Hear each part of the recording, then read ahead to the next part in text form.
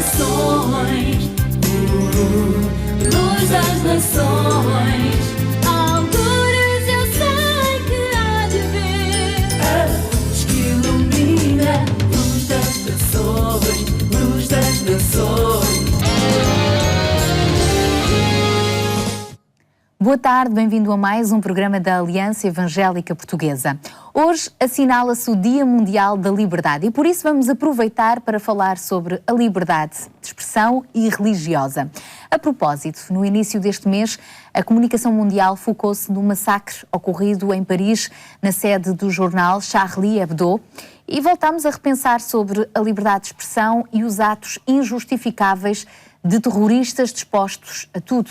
Temos liberdade de expressão e de escolha, mas será que esta liberdade nos dá o direito de dizer e fazer tudo o que nos passa pela cabeça?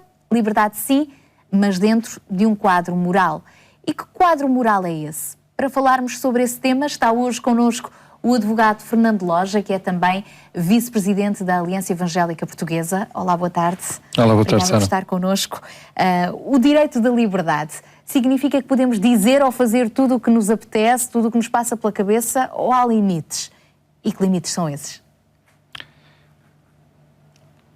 A liberdade é algo que foi sendo construído na nossa Europa ao longo de séculos. Não foi algo que acontecesse do dia para a noite. E, nomeadamente em Portugal, não aconteceu do dia para a noite, foi sendo construído.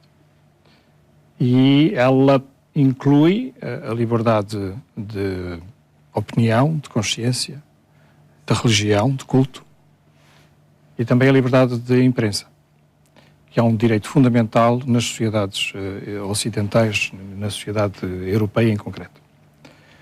Claro que estas liberdades devem ser exercidas com alguma contenção. Há limites, claro que há limites. E esses limites estão consagrados em diplomas nacionais a que nós chamamos códigos penais. Cada país tem o seu código penal que proíbe e pune as violações graves ao respeito que cada cidadão, que cada entidade merece.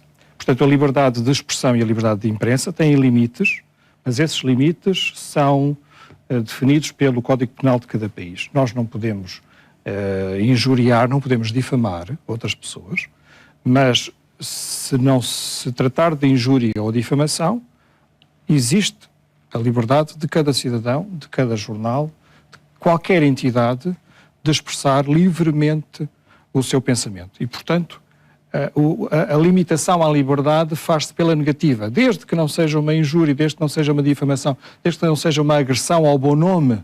Há também, portanto, um direito à honra, não é? Há, com certeza que há, e é tutelado pelos tribunais e pelas constituições e pelas leis dos países. Mas a definição de liberdade faz-se, digamos, pela negativa. É permitido tudo aquilo que não é proibido.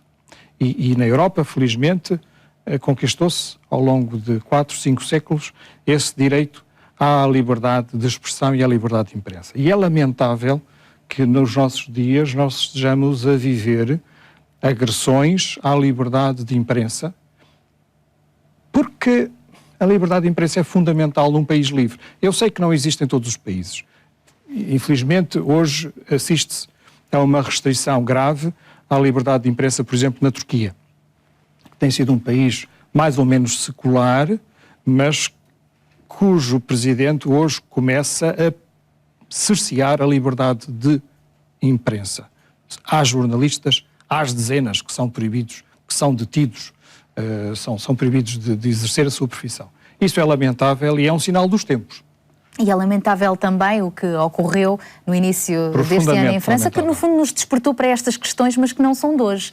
Por exemplo, nós sabemos que... Eu não sei se nos despertou. Sabe que eu continuo a ver os políticos, com o devido respeito pelos políticos, os políticos europeus, a dizer que o que aconteceu não tem nada a ver com o islamismo. Isto a mim preocupa-me, é profundamente preocupante, porque o que nós vemos é que os políticos mais responsáveis da nossa Europa, como é o caso do Sr. Cameron, da Sra. Angela Merkel e do Presidente Hollande, dizerem que isto não tem nada a ver com o Islão.